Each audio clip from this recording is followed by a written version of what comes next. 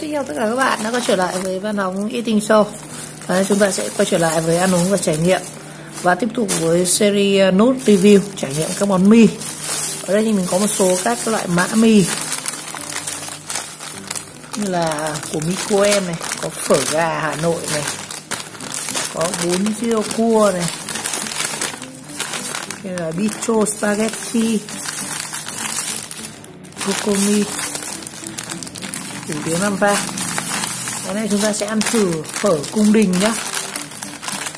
Bún này trước ăn rồi, nói chung là ăn thử phở gà cung đình xem như thế nào.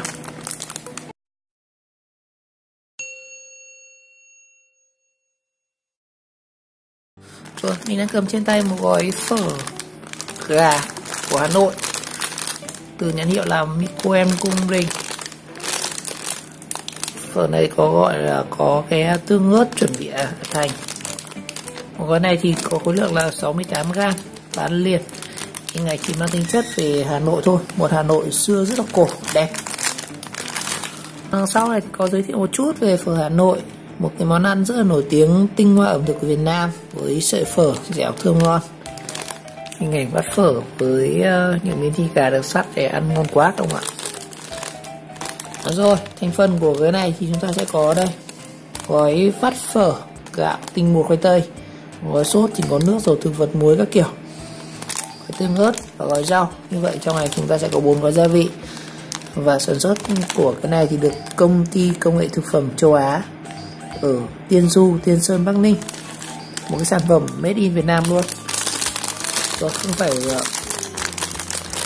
mì Hàn hay phở Hàn trước mình có làm rất nhiều rồi. Nói chung sẽ ăn thử một cái sản phẩm của Việt Nam sản xuất xem nào. Ở đây thì có cái hạn sử dụng của gói mì này. Như vậy sử dụng cái này sẽ là 8 tháng nhé bạn. Sắp hết hạn rồi, tháng 10 thì khoảng tháng 5 rồi, còn nửa năm nữa. Bây giờ mình sẽ cắt ra xem bên trong nó thì có cái gì. Rồi, bên trong là gói của phở cung đình.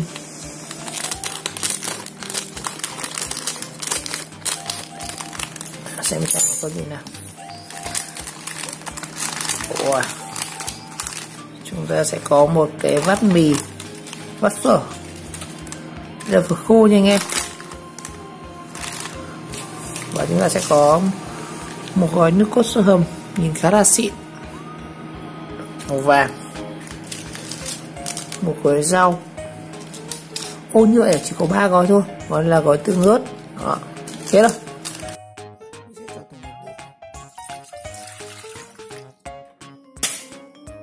Và tranh thủ thời gian chờ nước sôi thì mình sẽ cho trước gói sốt của họ vào nhé.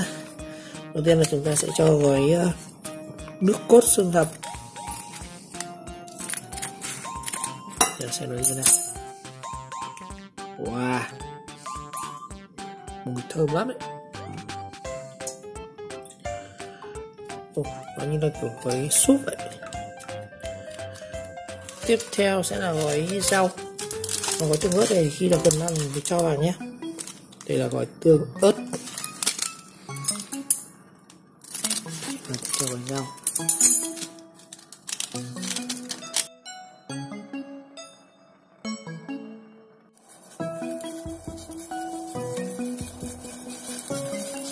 Rồi, nước sôi rồi, chúng ta sẽ bắt đầu thả vắt mì vào.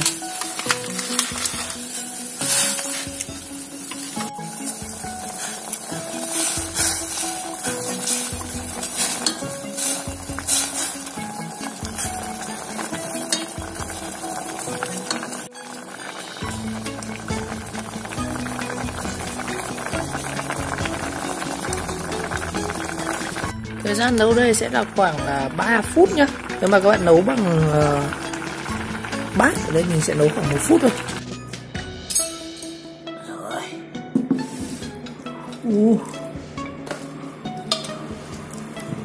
Rồi, đây chính là bát phở gà Hà Nội Micoem hiệu Cung Đình.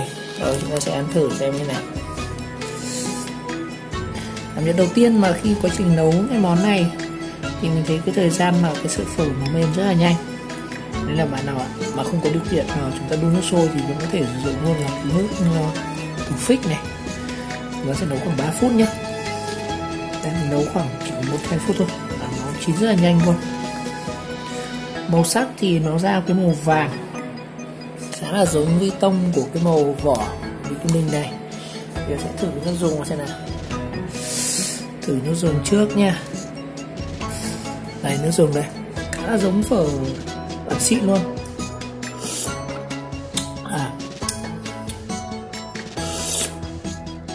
Nước dùng khá là giống cái vị của cháo gà luôn, khá là ngọt và béo, bùi, ngon đấy. Nước dùng của nó ngon phết rồi. Thì mình sẽ thử sang sợi phở. Mình có một điều rất buồn cười là phở gà nhưng mà thịt đây thì đây là thịt như kiểu thịt bò chay các bạn. Mình sẽ thử xem là cái khẩu vị xem nào, vị của bánh phở xem như nào nha.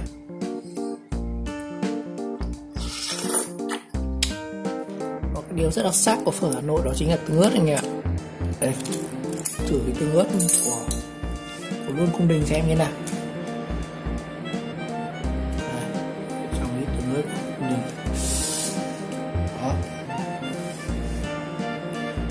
quên mất cái vị tương ớt này nha. Đó, thử xem cái ớt được cay không. Tương ớt này ngon phết các bạn. Tương ớt ngon. Rồi, bây giờ mới đánh giá về bánh phở này. Lúc ăn thì thiếu vị quá.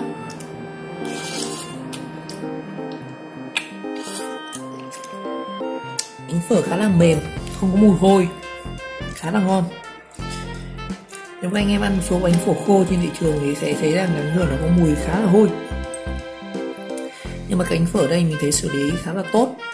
Có thể là do nước dùng ngon, thành ra nó cái nước dùng này nó ngon, nếu là nó ngấm vào bánh phở ăn rất là thơm, rất là bùi, và khá là giống với cái phiên bản gốc và phở gà xịn luôn đấy.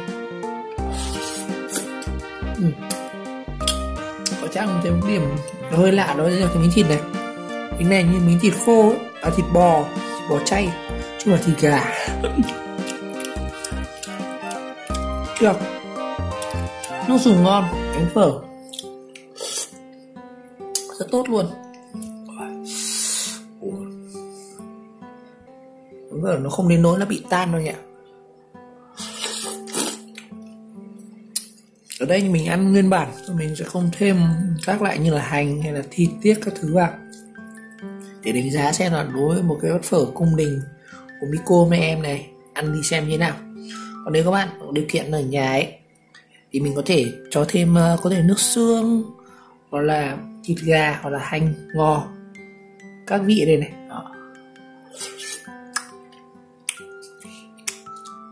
Ở đây mình muốn đánh giá với tư cách là người ăn, chúng ta không có điều kiện, có sao ăn đấy. Đó.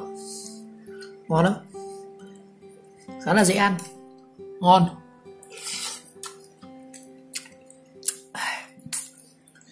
Cái ngon nhất ở đây mình nghĩ là nước dùng và bánh phở khá là hoàn hảo.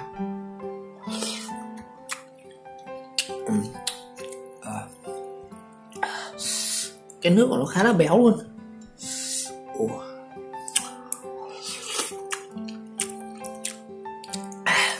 Ngon, sự nó ngon không? Bạn nào đi công tác và đi có thể đi học xa ấy, nước ngoài mang theo gói này ăn thì vẫn được cảm thấy cái vị phở quê hương khá là tốt đấy, ăn không khác cái quán đâu. Cái bánh phở họ làm rất là thích luôn, ăn mềm như bánh phở tươi vậy, không ai nghĩ rằng đây là bánh phở khô đâu. Khó có thể phân biệt được đây là bánh phở khô anh em.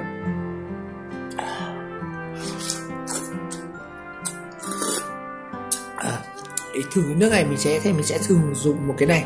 Rồi, và để chứng minh cho thấy rằng cái nước phở Cung Đình Hà Nội này, phở gà này ngon như nào thì mình sẽ ăn thử với một cái vật dụng mà rất là thân thuộc đối với những người Hà Nội, đó chính là những chiếc bánh mì. Ở buổi sáng này chúng ta có ăn một bát phở này, bác nào ăn cần thêm no hơn thì có thể ăn với quẩy bánh mì. Ngày xưa bánh mì với phở là một trong những đặc sản đấy. Mình sẽ thử cái này với cái nước của phở Cung Đình này xem thế nào. Ngày xưa mình hay ăn kiểu này này.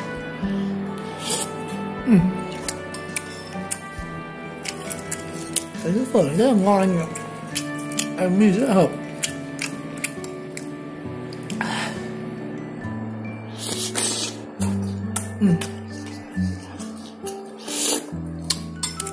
Ngon. Mình không dùng quẩy tại vì quẩy rất là mỡ. Thử với phở bánh mì xem. Chúng ta sẽ cho một ít phở lên. Thử xem ăn cây không? Kiểu này hay là cái xưa bé hay kiểu này.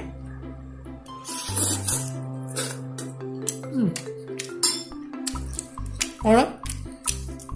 Bạn nào chưa thử ăn phở với mì nên thử nhá. Trải nghiệm khá là hay đấy anh em. Miếng to chưa này.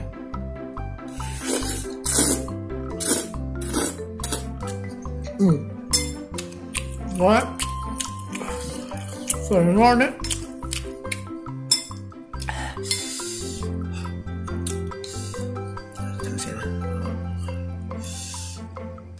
Cái này trước mình hình như trước mình có làm một video về phở bò rồi, nhưng mà thấy cái phở gà này ngon hơn, nước sùng gà nó ngon hơn.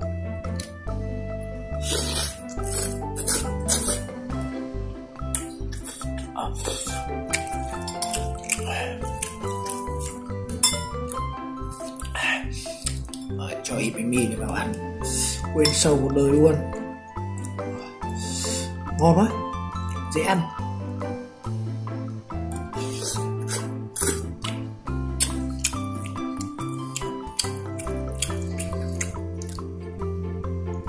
Cái này mà cho ít thịt gà thái lát là ăn ngon lắm, mà lại rẻ nữa. Tại vì nó có cái nước cốt xương thịt ý, ngon. Nước cốt xương hầm ấy. Đó.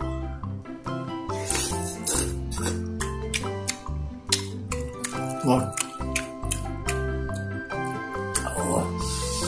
Đã quá.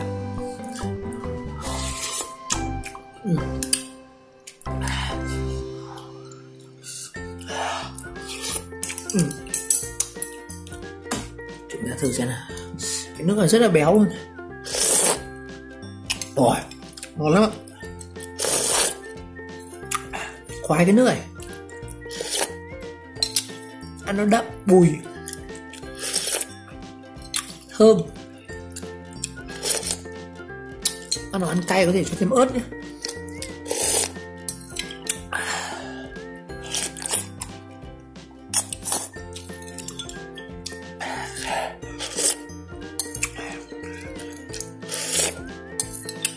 Đã quá.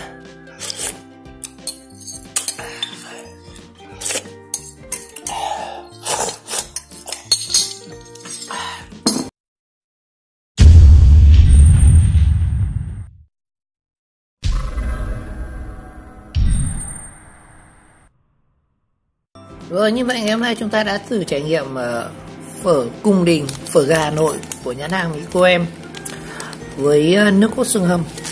Và theo đánh giá trải nghiệm của mình lần này thì cái phở Micoem Cung Đình này nó có những nét đặc trưng rất là riêng, như là cái nước dùng của nó rất là ngọt với nước cốt xương hầm, ăn rất là béo, bùi, thơm.